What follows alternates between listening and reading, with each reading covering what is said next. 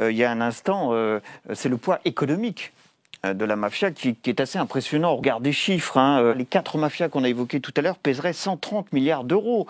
Hein. Autrement dit, entre 7 et 9% de la richesse produite en Italie. Est-ce que ce n'est pas ce qui explique en grande partie cette porosité existant entre la mafia, le milieu économique et le milieu politique de l'autre côté des Alpes? Ce qui explique la porosité, c'est très certainement qu'il y a des élites, donc entrepreneurs, professions libérales, politiques, qui cherchent l'appui de la mafia au quotidien pour arranger leurs affaires. Un politicien va voir aujourd'hui les mafieux pour l'aider à se faire élire, tout d'abord au conseil municipal, puis au département, etc.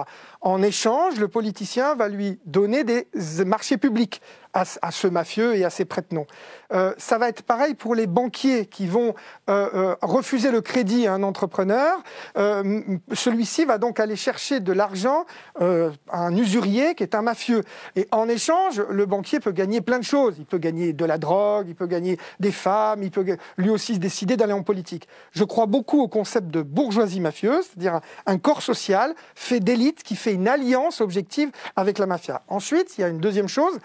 C'est vrai qu'on n'est plus dans les années 90 avec un pacte, enfin même avant, avec un pacte qui est en fait lié à la peur du communisme. La bourgeoisie mafieuse, ça c'est important parce qu'on le voit souvent, hein, ce terme, lorsqu'on travaille ce dossier. Ce sont des non-mafieux. Oui, ce sont des non-mafieux qui n'ont pas subi le rite d'initiation et qui ont besoin de la mafia. Locaux. Des notables, des professions libérales, des entrepreneurs. Je vais prendre un exemple très concret. On connaît Salvatore Grigoli qui a fait fortune dans les grandes surfaces en Italie. Il n'était qu'un tout petit commerçant. En passant alliance avec la mafia, je vous parle de ça il y a plus de 30 ans, il élimine d'abord la concurrence dans son quartier. Il est le premier petit supermarché. Il va tenir jusqu'à 50 supermarchés en Sicile.